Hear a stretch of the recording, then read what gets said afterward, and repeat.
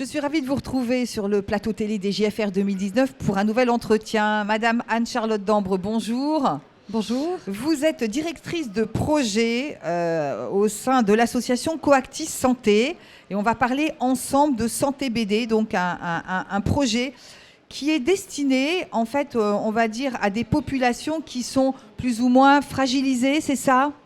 Alors oui, effectivement. Coactis Santé, notre association, a décidé de développer des outils qui facilitent la compréhension de la santé à des personnes qui en sont très éloignées, comme les personnes avec autisme, avec déficience intellectuelle, toutes les personnes qui ont des difficultés de compréhension et qui, du coup, vont avoir peur d'aller se faire soigner ou vont avoir du mal à dialoguer avec les professionnels de santé.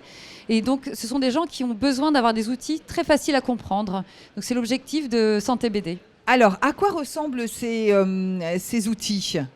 Alors, ces outils sont sous forme de bandes dessinées téléchargeables gratuitement sur le site santébd.org, qui sont donc des bandes dessinées qui paraissent très simples, mais en fait qui peuvent être personnalisées en version hommes, femmes, enfants, même avec fauteuil roulant si c'est nécessaire, et qui existent également sous forme d'applications mobiles et de vidéos. Donc tout un tas de supports qui permet de préparer avant un rendez-vous médical ce rendez-vous pour avoir moins peur, et puis pendant le rendez-vous également de pouvoir suivre les différentes étapes d'un rendez-vous d'imagerie par exemple en échangeant sur le déroulé.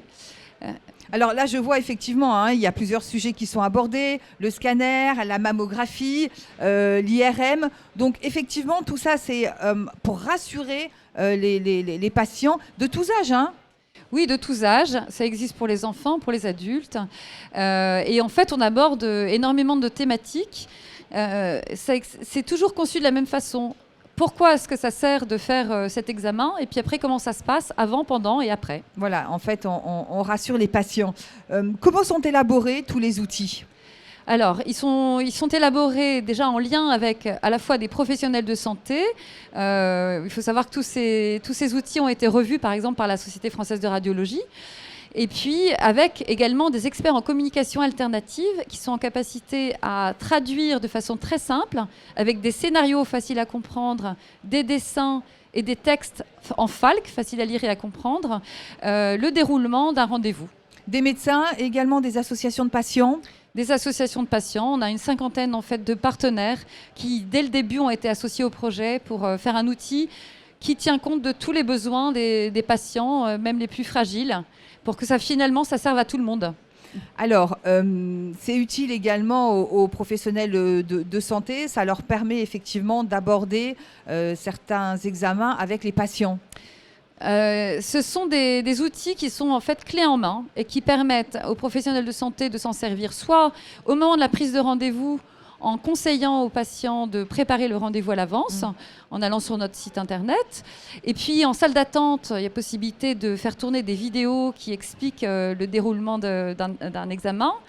Ou alors de mettre à disposition nos bandes dessinées. Et puis tout au long en fait, de l'examen, de donner des explications claires et rassurantes pour le patient. Parce qu'en fait, il faut une approche plus pédagogique. Exactement. Ce que vous disiez dans votre communiqué de presse, il faut une approche plus pédagogique par rapport à ces patients. Il faut créer vraiment la relation avec le patient et puis expliquer en fait chaque étape. On a toujours besoin d'avoir des explications simples et ça peut servir à tout le monde en fait. Où peut-on se procurer Santé BD ? Santé BD, c'est disponible sur le site santébd.org. Il y a également une application mobile disponible pour les Android et iOS. Et puis sur YouTube, on a une chaîne Santé BD avec une vingtaine de vidéos qui permet de se préparer, de s'habituer aussi à tous ces rendez-vous. Avant qu'on se quitte, je voudrais que vous me parliez de HandiConnect. Alors là, c'est une plateforme réservée uniquement aux professionnels de santé. Oui, c'est une toute nouvelle plateforme qui est en cours de construction.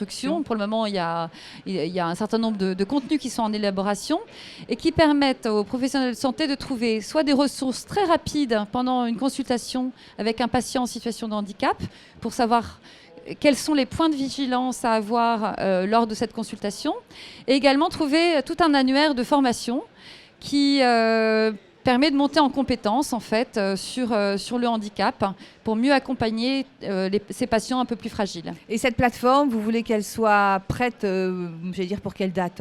Alors elle est déjà en ligne, c'est sur le site www.handiconnect.fr et elle va s'enrichir de contenu au fil de l'eau. Donc on peut d'ores et déjà aller la consulter. Et puis en fait, elle aborde par thématique, par type de handicap et par thématique les soins. Donc moi, j'invite à déjà aller la voir. Et puis dans 6 mois, je pense qu'il y aura encore plus de contenu. On invite effectivement les professionnels de santé à aller sur HandiConnect. Merci beaucoup, Madame Dambre. Un grand merci. Merci de nous avoir suivis. À venir d'autres entretiens depuis le plateau télé des JFR 2019.